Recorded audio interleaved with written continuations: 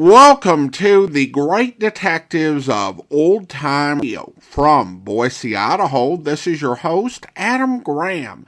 In a moment, we are going to get into today's first episode of Danger with Grainger. But first, I do want to encourage you, if you are enjoying the podcast, please follow us using your favorite podcast software. And today's program is brought to you in part by the financial support of our listeners.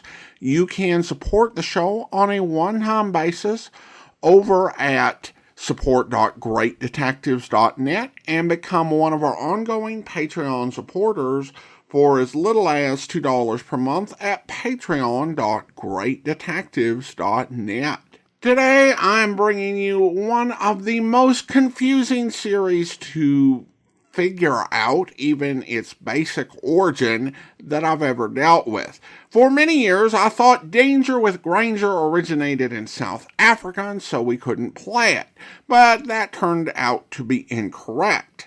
And that just brought us to the question, was it Australian or was it American? I thought I found definitive proof that it was an American show. But then, a bit of a twist, and I'll talk a bit more about that. If I try to go into all of that, will be 5 minutes before getting into the first episode. So I'll just briefly introduce the series. Danger with Grainger starred Harp McGuire as a private detective in New York named Steve Grainger. Now, McGuire was an American-born actor who spent many years in Australia. He played the police foil character, Lieutenant Brooks, in the Mr. Malone series, which was adapted from American scripts. And if you grew up listening to Australian old-time radio, Randy Stone was not Frank Lovejoy, he was Harp McGuire. However, McGuire did return to the United States and spent the last part of his acting career working in many television programs and movies, which is part of what led to my confusion, but we'll get to all that after today's broadcast. We don't have firm air dates, but these would have originally played in either 1956 or 1957. And here's today's episode, The FBI and the Scientist.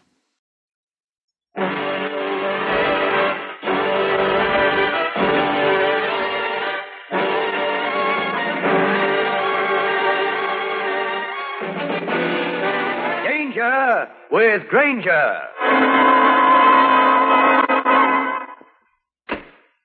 Is that you, darling? You're home early. Yes, I know, Grace. Is dinner ready? I must eat quickly and get back to the laboratory. Robert Playfield, you've been at that laboratory every night for the past 2 weeks. Well, it can't be helped. I'm working on a very important project. But what is this important project? I can't tell you. It's an extremely secret matter. May I go over to the laboratory with you? No, that's impossible. I'll be back around midnight. Robert. Now, what is it now? I've told you all I'm going to.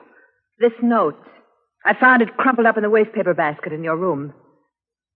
Grace, have you been snooping through my things? Yes, I have. And I think I'm entitled to an explanation. Just why would anyone write you a letter threatening to kill you? This is Steve Grainger, private detective, with a story about a well-known scientist, the FBI, and a worried wife. A combination which had me going dizzy. In just a moment, I'll take you back to one of my most interesting cases.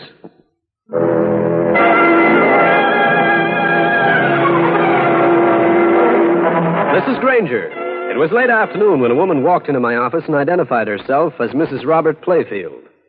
She was a very beautiful woman, in her middle 30s, and she was also very worried. Mr. Grainger, I'm here because of my husband, Robert Playfield. You may have heard of him. He's the electronics expert. Yes. Seems to me I've read about him in the papers. A lot of development work for the government. That's right. Mr. Grainger, I have reason to believe that someone intends to kill my husband. A friend of mine recommended you as a capable man. I thought you could handle this matter. If I did, the first thing I'd do would be to check the FBI. Mr. Grainger, I don't care how you handle this. I simply want my husband protected at any cost. Do I make myself plain? You certainly do. And I'll be glad to help. But, Mr. Grainger, there's one thing to remember. My husband is to know nothing about this. You understand? Nothing. As soon as Mrs. Playfield left, I picked up the phone and called a contact of mine at the FBI. This is Steve Grainger. Say, is Pete around? Thanks. Hiya, Pete. What do you got in Robert Playfield, the electronics expert? I see. You keeping an eye on him? Of course I've got a reason for asking. His wife was just in here. She hired me to see he didn't get hurt. Sure. Yeah, I'll be around. I hung up, got on my coat, and beat it over to take a look at Dr. Playfield's laboratory. His research spot was on the Lower West Side, located on an inconspicuous side street. It was as gloomy as the morgue, even at this hour of the day. The street was deserted, except for a derelict who moved up to me. Hey, mister. What do you want? Can you spare 2 bits for something to eat? 2 bits? What are you doing in this neighborhood? Looks like pretty poor pickings for a handout. I just happen to be here, that's all. Here. 2 bits. Thanks, mister. You're a real pal. I watched him shuffle off. He might have been a derelict, but I had a glimpse of sharp brown eyes peering at me from a decrepit old hat. I decided to check further on him. Hey, you! Wait. What you want? Come back here. What's the matter? Okay, pal, get this. I'm a licensed private eye. Turn out your pockets. Want to find out who you are? I ain't done nothing, mister. Turn out those pockets or I'll do it for you. Sure, mister. Just a second. Haven't got a gun, at least. Me, I wouldn't know what to do with a gun. Come on, get going with the pockets. Oh, here, mister. Half a loaf of bread. I got some sausage, too. Got a wallet? Wallet? What would I do with a wallet? All I got is this, though, 60 cents. What's your name? Bill Walker. Where do you live? The Senator Hotel in the Bowery. Okay, let's go. Where? Never mind the questions. Let's go. I held on tight to the guy and called the FBI. Told him I'd found a character behaving suspiciously, hanging around Playfield's laboratory. Then I waited till they showed up and took the derelict off for questioning.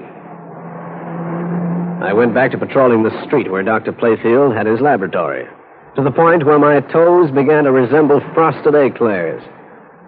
Then I had an idea for a man to relieve me, a taxicab driver pal of mine named Frankie Smith. I used him occasionally on stakeouts of this kind. I got the hacky down to the corner of 11th Avenue and 12th Street, told him what I wanted. After which I went uptown to my office and draped my lower extremities over a radiator. 3 hours went by. Then the door opened. Hey, what are you doing up here, Frankie? I told you to keep an eye on Dr. Playfield. Granger, you're looking at what I term an abject failure. What happened? Well, like you tell me to, I watch Playfield's laboratory. I park my hack on the corner, and when things get chilly, I climb inside, toast my toes. Never mind the build-up. What happened? Well, I'm sitting in the car, like I said. All of a sudden, this man Playfield walks out his front door. He beats it down the street towards me. Well, I'm lost. If I follow him, I have to leave my cab. So you followed him in the cab? No, because when he gets to my corner, he motions me over. Now, this looks good to me, so I accept his call. He tells me 55th Street and 6th Avenue. Frankie, cut the verbosity. How did you lose Dr. Playfield? Simple. He climbs out of 55th and 6th Avenue. I run the cab into a hack stand and take out after him. I stayed glued to him, the kind of friend. Yeah, go on. Only I become unstuck. He walks into a drugstore through the only door. I wait outside. He comes charging out like a cat with a turpentine tail and brushes me off my feet. So by the time I recover, he is but gone. Well, that's just great. As a watchdog, you're about as useful as a 4-week-old kitten.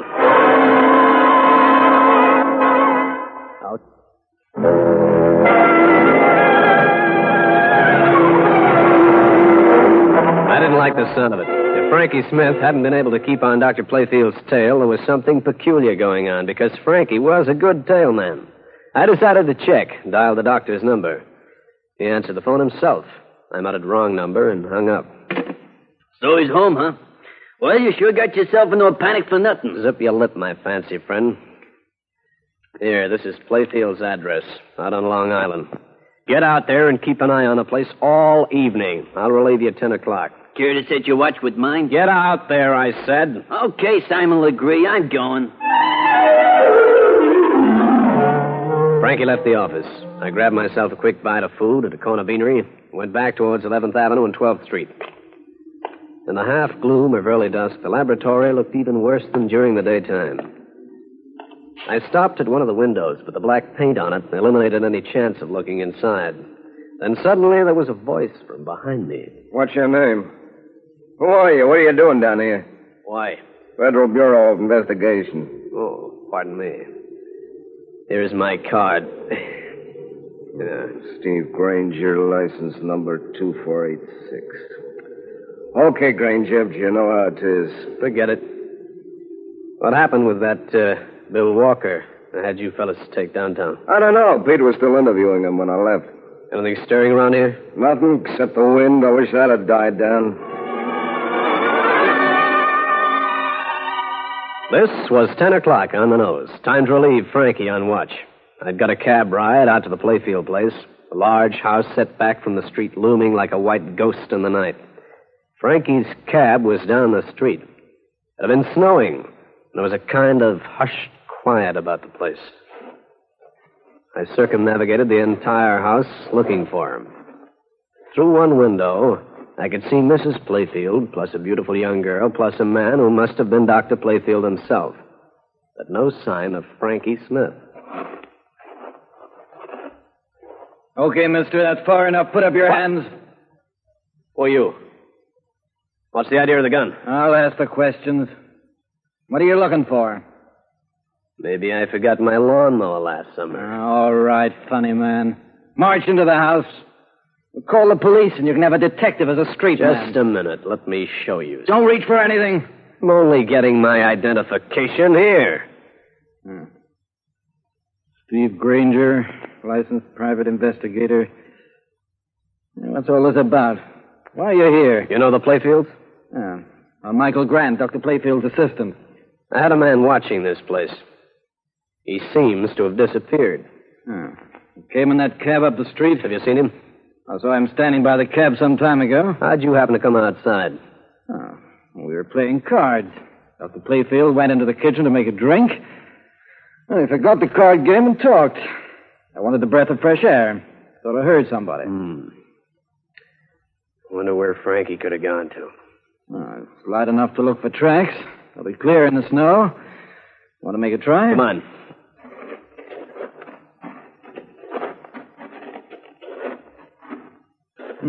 Here are some that don't belong to us. Yeah. Yeah, they lead over that way.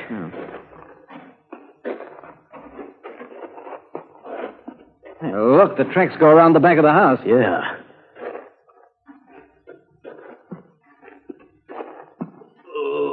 See, did you hear that? Yeah, I hear. If it's what I think it is, then somebody's going to have to pay for it. And plenty. That groan sounding on the winter night gave me one chill feeling. If anything had happened to Frankie Smith, there was going to be a mighty big blow-up. And I was feeling like just the boy to press the switch. In just a minute, I'll bring you the climax of the case.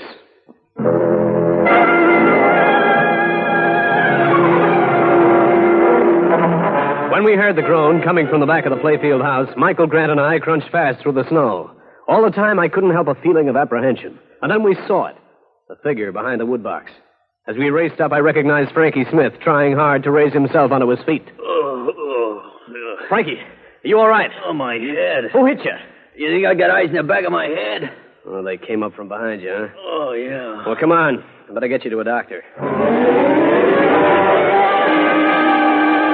Grant and I loaded Frankie into his cab, and I drove him to a doctor. While the medico was making his checkup, I called Cal Hendricks. Hiya, Steve. How's the mayhem and murder business? Save the comedy for your newspaper pals, will you? Listen, Cal, call the FBI for me, will you? Sure, Stevie. What's up? Just ask for Pete and ask him to run a quick check on a man named Michael Grant. He's a sort of assistant to Dr. Robert Playfield. Playfield, the electronics man? Yeah. Look, do you have to ask so many questions? Well, how do you think I make a living? I know how you make a living, my friend, out of my sweat and tears. I get myself beaten up regularly, and you get the story. Well, one of us has got to come out with something. Get onto the FBI, Cal. And tell them to call you back. I'll drop by and find out what they tell you. Okay, Stevie. Oh, one thing. Yeah. Don't be too careful in dark alleys, will you? Give the hoods an even break. Otherwise, I don't eat this week. I hung up and went back to the doc, who was patching up Frankie Smith.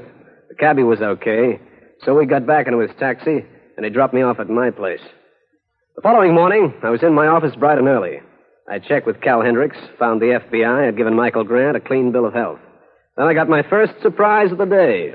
Dr. Robert Playfield walked in and started talking without preamble.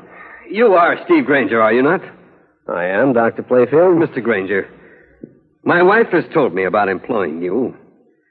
At first, I was inclined to be angry at her interference, but when I remembered what happened last night, I agreed with her. Oh, what happened last night? It was at our place in Long Island. First, I noticed a taxi parked up the street. The driver was watching the house. Oh? Later, Michael Grant went outside. He was gone for some time. When he returned, he was quite evasive. Michael Grant? He's been my laboratory assistant lately. However, just recently, I've begun to distrust him.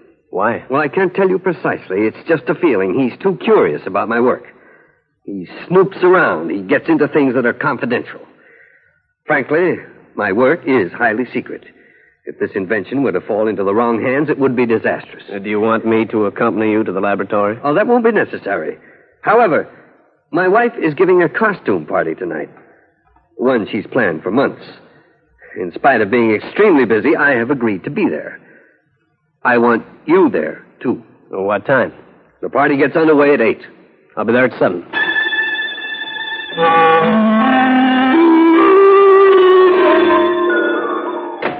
Hiya, Grainger. What'd you phone me for? Go to a party, Frankie, my boy. Party? It's right down my alley. It's at Dr. Playfield's house. Uh-oh. I better wear an iron skull cap. You're going as a clown. Here's your costume. A clown? Hey, now. Don't get huffy. I'm going as one, too. And hurry up. We haven't got much time. Hey, I don't get this business about both of us wearing the same costume.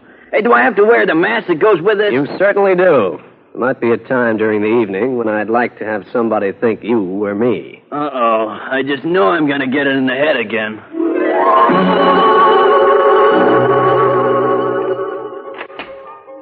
Mr. Grainger, I'm so glad you could come. Evening, Mrs. Playfield.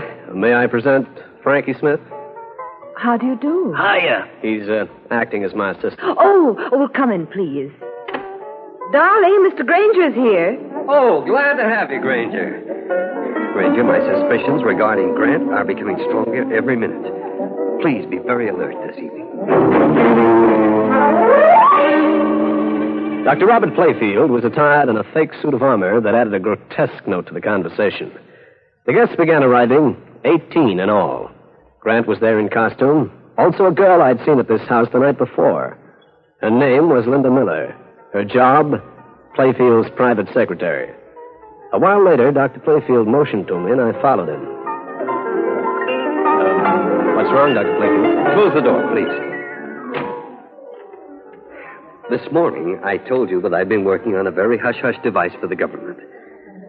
It happens to be an improvement on the present guided missile. Huh? I have developed a new electronic follower, the performance of which has amazed everybody. Go on. What I didn't tell you this morning is that I have been approached several times by other interests. How were these approaches made? Oh, telephone calls, letters, and so forth. Recently, these people, whoever they are, have become more than insistent. This is the latest threat. I just found it on my desk. You have 1 hour in which to make up your mind. You found this on the desk? You don't know how it got there? No. I'm afraid, Dr. Playfield, that this is out of my hands. I'm telephoning the FBI. I told Playfield to rejoin his guests and say nothing. Then I suited my action to my words. It took me almost a half hour to find Pete, the federal man, and make my report. I'd barely hung up when I heard it. I was out of that study and into the living room quicker than a dog after a bone. All right. Who screamed here? Mr. Grainger, in the alcove. The guy in armor. Dr. Playfield. Stabbed. Is he? Doesn't seem to be any pulse. Let me lift his visor. But that's Michael Grant. Playfield at all. Yeah. But how did he get into your husband's costume? I don't know. Robert was wearing it when he was here a little while ago. I heard a lot of commotion in here. Grainger, what's going on? Frankie, where are you been? What's the matter with you? I feel awful sleepy, Grainger. Awful sleepy. You've been drinking. With whom? A nice girl. Linda Miller. Awful nice girl. She gave you this drink? Yeah, I gotta lie down. Is he drunk? Hardly. Somebody gave him a Mickey.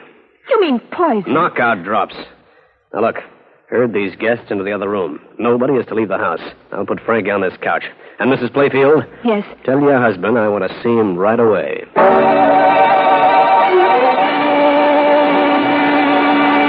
Mrs. Playfield did as I asked. I hoisted the unconscious Frankie Smith onto a couch. This room, like most of the others, had a telephone. I called the local police first, the FBI second. I just hung up when I saw a figure outside the house holding up a tree. I slipped out the back door. All right, put up your hands. Now, listen here, fella. Stand still. Well, if it isn't Bill Walker. Recently of the Bowery. You've got me wrong. Oh, no, I haven't. You're wearing a better suit of clothes and a nicer overcoat. But those eyes, I couldn't miss. You're wrong. No, I'm not. And just to play it safe, walk into that garage. I gotta tie you up for safekeeping until the law shows up. You're not doing anything of the kind. Well, think not. I dragged Bill Walker into the garage, found a length of clothesline, and tied him up. Then I went back to the house, looking for two missing people. Linda Miller, the doctor's secretary, and Robert Playfield himself. Grainger. Well, Dr. Playfield, where have you been? I went downstairs for a few more bottles. Grace just told me about poor Michael. This is terrible. Whoever killed him must have thought he was me. How'd you happen to change costumes? Well, we were going to play a little joke on Grace, my wife. How about a drink? I could use one. So could I. But first, where's your secretary, Linda Miller? In the room with the other people. Know where she was when the knifing took place? In the cellar with me. I see. Let's go into my study right here. Do you have any suspicions about who did the killing? Not at the moment. Here. Take this drink. I'll be right back. I want to see how Grace is feeling. I took a swig of the drink Playfield handed me as he left the room, but didn't swallow it. I got rid of it in a flower pot, wincing a bit as I tasted the drug in it. Then I decided to play along, see what went on. That's Mr. Grainger. Is he one of them, too? Yes, he is, Linda. I found out that he and that Frankie Smith are after my invention. They're both spies. What are you going to do with them? Turn them over to the police when they arrive. Now, run along. Very well. And don't say a word to anyone. All right, I won't.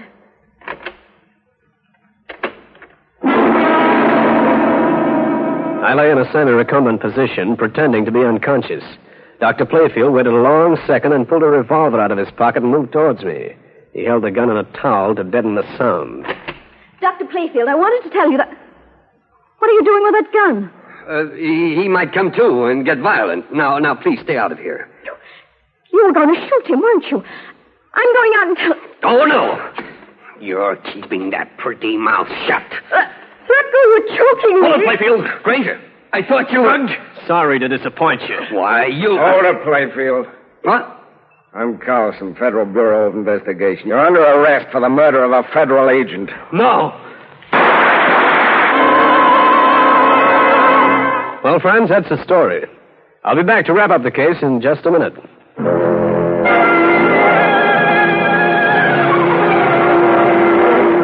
man in the doorway was the same one who'd been guarding Robert Playfield's laboratory in downtown New York. His bullet took the doctor through the shoulder. After medical treatment, Playfield was taken to the city for booking. The FBI man, Carlson, filled in matters for me. We couldn't afford to have you know the truth, Grainger. We've been suspicious of Playfield for a long time. We planned a grant on the lab to keep an eye on him. Grant had found out that Playfield was dealing with a subversive group. That's why Playfield killed him. And what about those threatening letters? Playfield planted those himself. He was due for a big payoff tomorrow, then he was going to disappear. And his secretary, Linda Miller? Playfield fooled her. She's innocent. Even if she did feed Frankie Smith knockout drops. I guess I wasn't much of help. But you were, Grainger. When Mrs. Playfield employed you as a guard, it brought matters to a head. At least that's a minor comfort. I imagine it was Playfield who slugged Frankie the night before. It must have been. Well, that ends that. Well, there's only one more thing. What? One of our undercover men was assigned to watch this house. He's disappeared. Say, would he be the guy I spotted in front of Playfield's lab? The guy whose name should be Bill Walker? Yeah, why? I discovered him on the prowl outside. I thought he was one of the spy ring. When he got tough, I slugged him, dragged him into the garage, and tied him up. Walker? Oh, brother, is that funny? Look, I'll see you later. What's your hurry? I just don't want to be around when you untie him. Steve Grainger again. You just heard one of the most interesting cases in my files. And I'll have another one for you. So be around next time.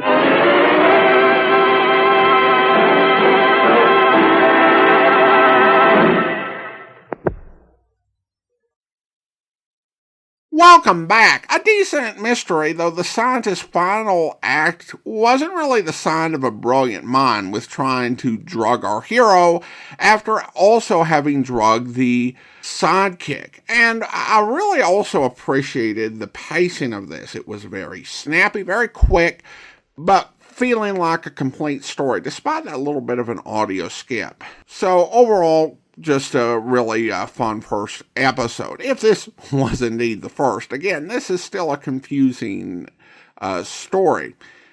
Now, I discovered this series was broadcast over Mutual and Mutual stations.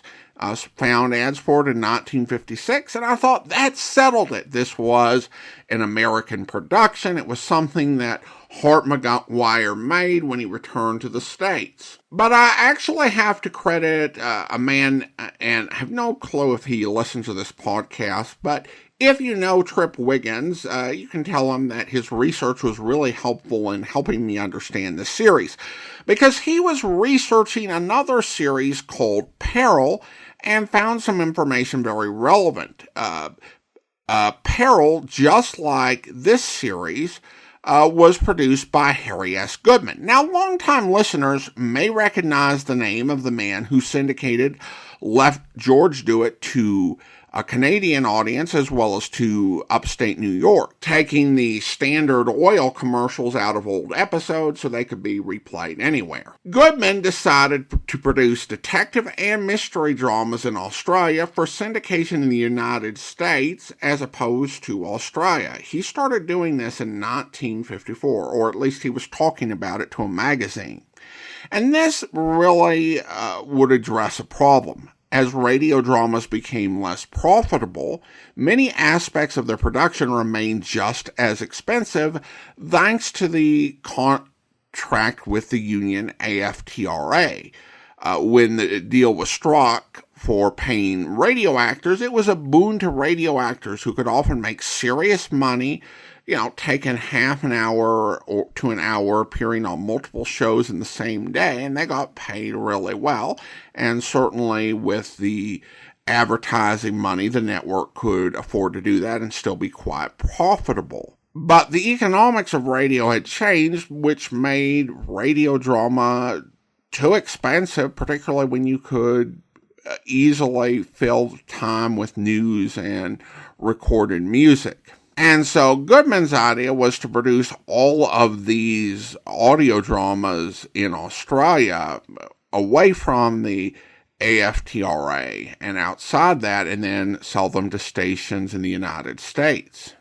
And for these productions, Goodman used a much higher percentage of U.S.-born expats than you typically heard in your average Australian radio drama, even if it was supposed to be set in the United States, so that it would sound a little less foreign to American ears.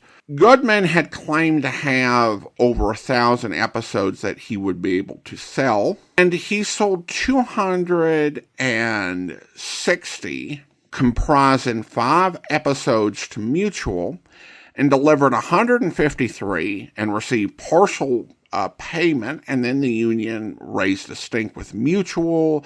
Mutual decided not to take delivery of the rest of the order, and Goodman ended up suing them in court. Now, Goodman's radio dramas did continue in syndication at some stations across the country. The latest that Wiggins could find was in 1960 at a station in South Carolina. Now, Danger with Grainger was one of those 5 series that was recorded and optioned to Mutual.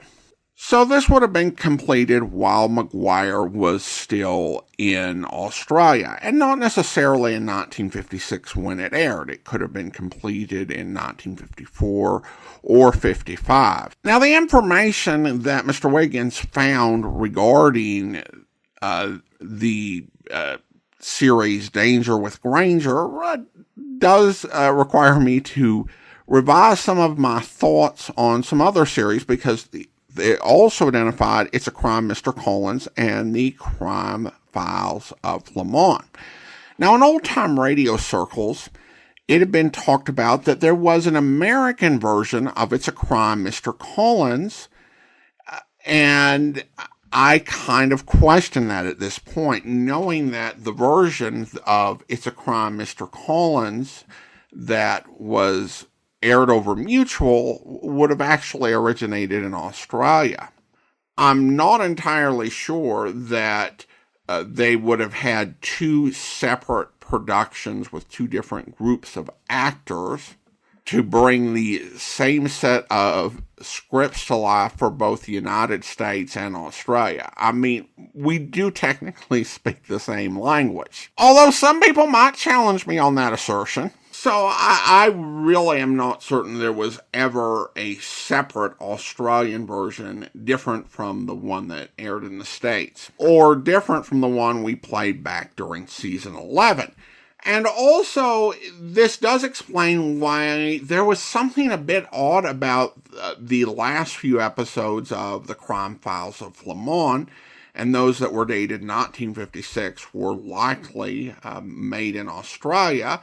Although the original episodes of the series from the 1940s were, of course, still made in Chicago. So, some very interesting discoveries, and I've got a good idea, I think, of where Danger with Grainger fits, and no specific air dates for episodes, but we're kind of just going off the best order of episodes we can find.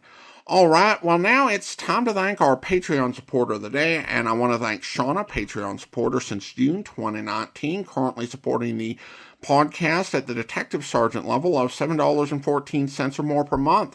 Thanks so much for your support, Shauna. That'll do it for today. If you're enjoying the podcast, please follow us using your favorite podcast software, and be sure to rate and review the podcast using your favorite podcast software.